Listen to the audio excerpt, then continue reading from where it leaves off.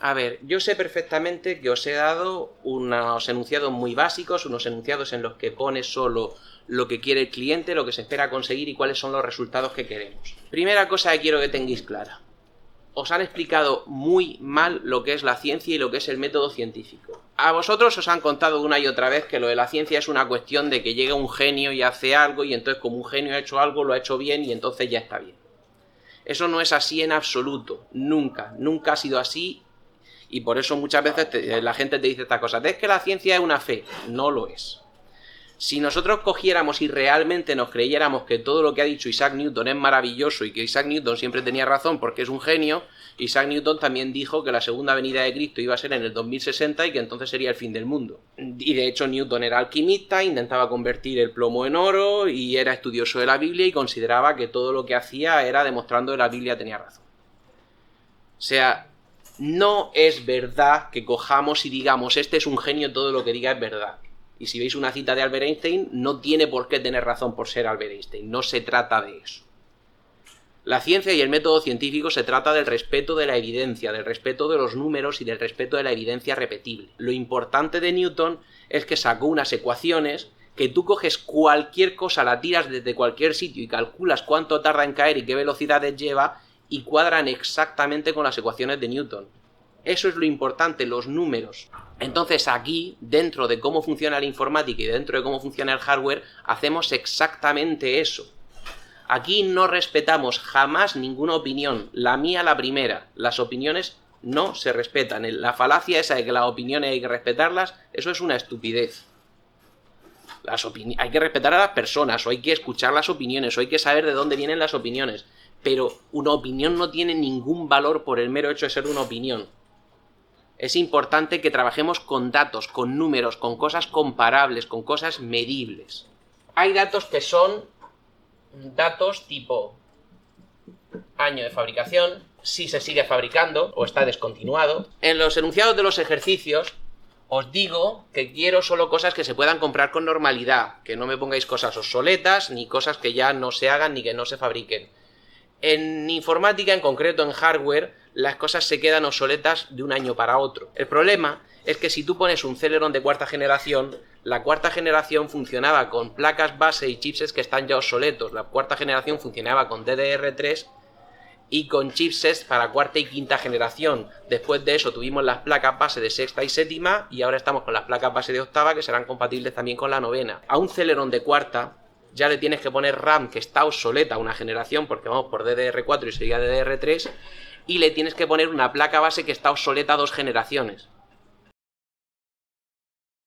Pero ¿cómo de más barata? Porque luego el problema que vas a tener es que eso luego no lo vas a poder ampliar. Más adelante ya hablaremos de cosas de segunda mano, ya hablaremos de si realmente meterte en cosas muy antiguas a cambio de una reducción muy sustancial de precio nos conviene. Pero de momento os estoy pidiendo cosas normales que se puedan comprar con normalidad y no obsoletas. Empezad a acostumbraros a eso, familiarizaos con eso y más adelante ya entraremos en cosas de segunda mano, en grandes ofertas y en cosas por el estilo. Este tipo de cosas, estos datos objetivos, esto tiene poca discusión. Estos datos son útiles porque sabemos perfectamente cuándo se fabrican las cosas y en general os conviene, salvo que encontréis grandísimas ofertas o demás, os conviene comprar cosas actuales y que se puedan comprar con normalidad.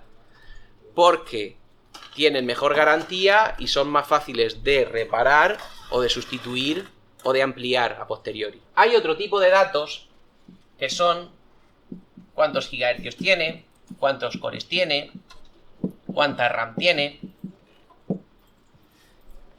Estos datos son datos también objetivos y numéricos. O sea, por ejemplo, el Office nos dice que quiere un procesador de al menos 1 gigahercio. Más adelante, cuando os hable del tema 2 de hardware y demás, os explicaré que eso de gigahercio no significa nada. Cuando la gente te dice esto de es que tengo un móvil que tiene 8 cores de 1 gigahercio, pues como si me dices que es rosa. No me estás dando información de rendimiento, ¿vale? Eso lo entenderéis más adelante, yo lo explicaré más adelante, pero no es información de rendimiento los gigahercios. De momento, si Microsoft lo dice, pues cogemos y decimos un procesador de al menos 1 gigahercio. Pero os adelanto ya que eso no es información útil. En general, la información que simplemente está ahí y que no podemos comprobar de ninguna manera ni podemos medir de ninguna manera, otro ejemplo sería, por ejemplo, el TDP, que ya os explicaré lo que es, o tal, hay una serie de informaciones que dan los fabricantes y que sería información que cubre un punto intermedio entre información técnica e información de marketing. Por un lado, si te dice el fabricante, es que este procesador tiene un turbo hasta 4 GHz, a ver, verdad es, no se está inventando nada, no es un dato falso, pero es un dato inútil. Es un dato que no nos sirve de nada ni nos da información de ningún tipo. El tipo de datos que más nos interesan, y ahí volvemos a lo del método científico, en el método científico la información más valiosa desde el punto de vista de la ciencia es lo que se llama evidencia repetible y comprobable por pares. Eso es una forma muy complicada y muy incluso pedante de decir que queremos datos que los pueda medir, que además de poder medirlos, pueda repetirlos, evidencia repetible. Quiero datos que yo pueda coger y decir, lo ejecuto varias veces y siempre pasa lo mismo. Y comprobable por pares quiere decir que los datos que yo obtengo los puedo publicar o se los puedo pasar a otro y ese otro coge y esos mismos datos los intenta volver a sacar y los obtiene también. La forma en la informática que se ha estandarizado de llamar a eso es benchmarks. Esta palabra, si habéis echado un vistazo a mi canal, tengo un vídeo dedicado a benchmarks que directamente lo de benchmarks está encima de mi cabeza. Están las letras gigantes encima mío y encima de la pizarra. Esto se traduciría como marks son puntuaciones o números y bench es banco de trabajo. O sea, esto sería como puntuaciones del banco de trabajo. Esto es una forma complicada de decir, bueno, es una palabra clave para decir que lo que nos interesa es que una persona llega y dice, acaba de salir el Forza Horizon 4, que además tiene una pinta impresionante, se está llevando los 10 a punta pala y tal y cual.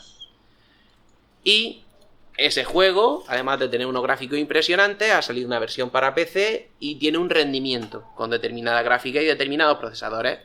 Entonces tú te puedes meter a la página de Microsoft o meterte a foros y que la gente te diga, necesitas como mínimo un i7. Si en algún sitio, por ejemplo, leéis necesitas como mínimo un i7, huid. Porque i7 llevamos desde la primera hasta la octava. Y sobre todo la primera con la segunda no tienen nada que ver y la séptima con la octava también se diferencian mucho. Entonces lo de un i7 como medida de algo, eso no significa nada. Necesitas como mínimo tantos gigahercios, ya os he explicado que no significa tampoco nada. Necesitas como mínimo una gráfica con no sé cuántos gigas de video RAM. Eso ya es un chiste malo. ¿Cómo sabes de verdad el rendimiento del Forza Horizon? Pues te vas a una página de benchmarks. Por ejemplo, hace poco hice un vídeo muy interesante en Hardware Unbox Steve, que ya os pondré vídeos de él, que es una página que es una maravilla, un canal de YouTube muy bueno. Y simplemente cogió 50 tarjetas gráficas y fue probando el juego en diferentes calidades y en diferentes resoluciones con las 50 tarjetas gráficas. Y entonces daba resultados reales, resultados medibles y repetibles por una persona. Por ejemplo, en videojuegos lo que se hace para eso es usar los FPS o frames por segundo. Lo de los frames por segundo es común de cualquier tipo de animación.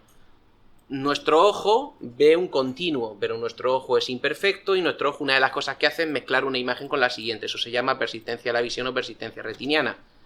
Entonces, hace ya tiempo que se inventó el cine y el cinematógrafo lo que hacía era poner una serie de imágenes por segundo. Ahora mismo el estándar es 24 o 25 y entonces esas imágenes por segundo las iba poniendo una detrás de otra y como nuestro ojo funde una imagen con la siguiente, a nosotros nos da ilusión de movimiento. Y estamos viendo una película que va a 24 o 25 FPS y vamos viendo como si se movieran en el mundo real. Y a nosotros nos llama la atención, pues eso, ese movimiento.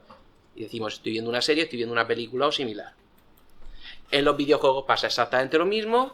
Y en los videojuegos, pues, se miden en FPS. Según a quien le preguntes, con 30 FPS para que se mata, o según a quien le preguntes, 60 FPS es lo mínimo, o hay gente que dice 60 FPS va muy a salto, y que hay que ir a 100, 120 FPS. Eso ya entra dentro de los gustos personales de cada uno y no me voy a meter ahí en absoluto.